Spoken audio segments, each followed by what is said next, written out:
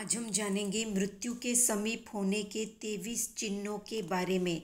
अगर किसी को ये चिन्ह दिखते हैं तो समझना चाहिए मृत्यु नज़दीक है और जो भी शीघ्र करणीय धर्म कार्य अवशेष है उसे वो कर सके ताकि अपना आने वाला जन्म सुधार कर सके।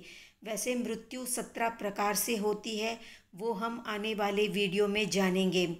आज जानते हैं मृत्यु की निकटता के 23 लक्षण।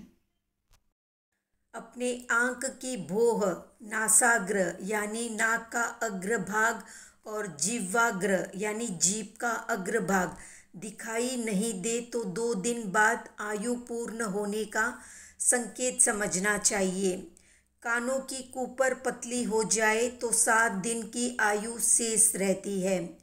नाक की डंडी टेढ़ी हो जाए तो 3 दिन का आयुष्य से समझना चाहिए। रोगी के नाम के अक्षरों को गिनकर दुगुना करना, उसमें पूछने वाले के नाम के अक्षरों की संख्या मिलाना, कुल योग में 7 का भाग देना। 1 बचे तो जीवन शेष है और 2 बचे तो मृत्यु की समीपता है। साफ सुथरे कांस्य पात्र में प्रातः रोगी का मूत्र लेना। प्रारंभ का अथवा अंत का मूत्र न लेकर मध्य का ही लेना चाहिए। उसमें सरसों के तेल की बूंदें डालना। यदि तेल बिंदु फैले तो रोग कष्ट साध्य है और नीचे बैठ जाए तो रोग असाध्य है, अर्थात मृत्यु की समीपता समझना चाहिए। कान में अंगुली डालने से अनहत नाद यानी कान बंद करने पर भीतर से जो ध्वनि आती है वो अगर सुनाई नहीं दे और बादल की गर्जना और चंद्रोदय होने पर चंद्रिका या चंद्रमा दिखाई न दे तो उसकी आयु की समाप्ति निकट ही है। स्नान करने के बाद सारा शरीर भीगा रहे और मुख पहले ही सूख जाए तो 15 दिन के भीतर ही मृत्यु होगी, ये मानकर चल सकते हैं। दिन के मध्याह्न यानी 12 बजे अचित प्रासुक निर्मल जल का थाल भरकर धूप में रखे। जल स्थिर हो जाने पर रोगी को सूर्य दर्शन कराना। यदि सूर्य पूर्ण रूपेण दिखाई दे तो आयुष्य लंबा है। दक्षिण दिशा वाला सूर्य का भाग खंडित दिखाई दे तो आयुष्य 6 माह शेष है। पश्चिम दिशा वाला सूर्य का भाग खंडित दिखाई दे तो 3 माह आयु शेष समझना चाहिए। पूर्व दिशा वाला सूर्य का भाग खंडित दिखाई दे तो 1 महीने की आयु शेष है। सूर्य में छिद्र दिखाई दे तो आयुष्य 10 दिन का शेष है। सूर्य यदि अनुक्रम से धुएं या ओस आदि से व्याप्त दिखाई दे तो उसी दिन की आयु शेष रहती है। ताम्र पात्र में तेल भरकर उसमें सूर्य को देखे। सूर्य पूर्ण नजर आवे तो आयुष्य दीर्घ है। पूर्व का भाग खंडित लगे तो आयु 12 मास की। पश्चिम का भाग खंडित दिखे तो 12 दिन की। दक्षिण का भाग खंडित दिखाई दे तो 9 दिन की और उत्तर का भाग खंडित दिखाई दे तो 3 मास की आयु समझनी चाहिए। मध्य में सूर्य का भाग खंडित दृष्टिगोचर हो तो 1 माह 1 दिन 1 घड़ी में मृत्यु होने का संकेत है। एक या दोनों आंखों की पुतलियां फिर जाए और दिखाई नहीं दे तो मृत्यु निकट समझ लेना चाहिए। हाथ पांव की अंगुलियों के नाखून काले पड़ जाए, हाथ पैर ठंडे और मस्तक गर्म हो जाए तो मृत्यु का समय निकट समझना चाहिए। उच्चारण शुद्ध नहीं हो, जीभ कतराने लगे, आँखों में रोशनी नहीं हो, हाथ की मध्यमा अंगुली को मोड़कर हथेली पृथ्वी पर जमा दे और शेष उंगलियां जमाने के बाद अनामिका यानी अंगूठे से चौथी उंगली को ऊपर उठाए। यदि वो नहीं उठे तो आयुष्य है और यदि उठ जाए तो मृत्यु निकट है।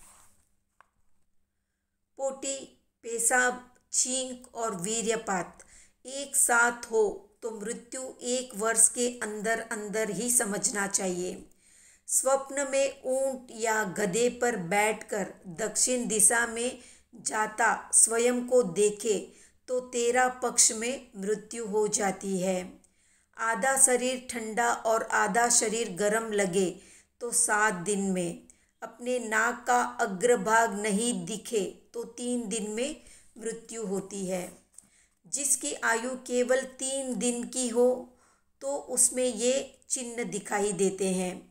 आँख सफ़ेद हो जाती है, कपोल काला पड़ जाता है, मूंछ के बाल गिरने लग जाते हैं, होठ सफ़ेद होना लग जाता है, जीभ कठोर और रुक्ष हो जाती है, दांत काले पड़ जाते हैं, भोजन और पानी का स्वाद नहीं आता है, नाक के श्लेष्म की गंध दूध जैसी हो जाती है, छाती की दाहिनी ओर की धड़कन बैठने लगे, हस्ततल और पगतल एक हो जाए, नाखून काले हो जाए, शरीर की गंध मृतक के देह जैसी हो जाए, नाड़ी सुस्त हो जाए, मूर्छा या क्रोध बढ़ जाए, विभ्रमता आ जाए, छाती पीली, जंघा श्वेत, गला नीला, कटी लाल दिखाई देने लगे, नाक के सल पड़ जाए, हस्तरेखाएं मंद हो जाए।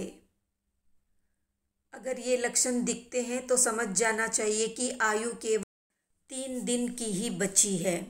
शरीर के स्वाभाविक अंगों का वर्ण बदलना, जैसे तालू और जीभ, ये लाल होते हैं, वे अगर काले हो जाए, पीले या श्वेत हो जाए, मांस, रक्त आदि कुछ नरम अंग कड़े हो जाए और अचल अंग चल हो जाए। जिस रोगी के मुंह में बड़ी अंगुलियां प्रयास करने पर भी नहीं घुस सके तो वो 1 सप्ताह का ही मेहमान है। जिसका कफ पानी में बैठ जाए तो वो मृत्यु के सन्निकट है। जो बिना ही रोग के कम खाने लग जाए या बिना भस्मक रोग के अधिक खाने लग जाए, कुकर्मी सदाचारी और सदाचारी कुकर्मी बन जाए तो उसकी आयु भी अल्प समझना चाहिए। आंख बंद करने पर मयूर के पंख के समान जो तिल मिले दिखाई देते हैं, वे दिखाई न दे तो शीघ्र मृत्यु समझना चाहिए। भरणी, मगा, अश्लेषा, कृतिका, ज्येष्ठा, आर्द्रा, शतभिषा और 3 पूर्वा में अगर बीमार होते हैं तो रोग असाध्य समझना चाहिए। प्राण 5 स्थान से निकलते हैं। पगतली में से प्राण निकलता है तो जीव नरक गति में जाता है। जंघा में से प्राण निकलता है तो जीव तिर्यंच गति में जाता है। छाती में से प्राण निकलता है तो जीव मनुष्य गति में जाता है और मस्तक में से प्राण निकलता है तो जीव देव गति में जाता है। सर्वांग शरीर में से प्राण निकलता है तो जीव का मोक्ष हो जाता है। मृत्यु की सहजता और स्वाभाविकता पर एक सुंदर श्लोक कहा गया है, जिसका अर्थ है, जिस पिंजरे के 9 द्वार खुले हैं उसमें पक्षी निवासित है। यही आश्चर्य है, यदि वो उड़ गया तो उसमें क्या आश्चर्य है। मृत्यु का समय कोई निश्चित नहीं है, कभी कभी वो अचानक ही हमला कर देती है। कई लोग सदा की भांति रात्रि को आराम से सोते हैं और सोते सोते ही मृत्यु के ग्रास बन जाते हैं। ऐसी हालत में धर्मशील पुरुषों को चाहिए कि वे सोते समय रोजाना आगार सहित अर्थात उठने के पहले ही मृत्यु आ जाए तो यावत जीवन सबका त्याग है, ऐसी छूट रख कर यथाविधि संतारा कर लेना चाहिए। इस प्रकार आगार रखकर जो संलेखना की जाती है उसे सागार संलेखना कहते हैं। तो कितने लोग रात में सोने से पहले संतारा लेकर सोते हैं, कमेंट में बताएं। संतारा के बारे में जो और जानना चाहते हैं वे भी कमेंट में बताएं। वीडियो पसंद आया तो लाइक, शेयर, सब्सक्राइब करें।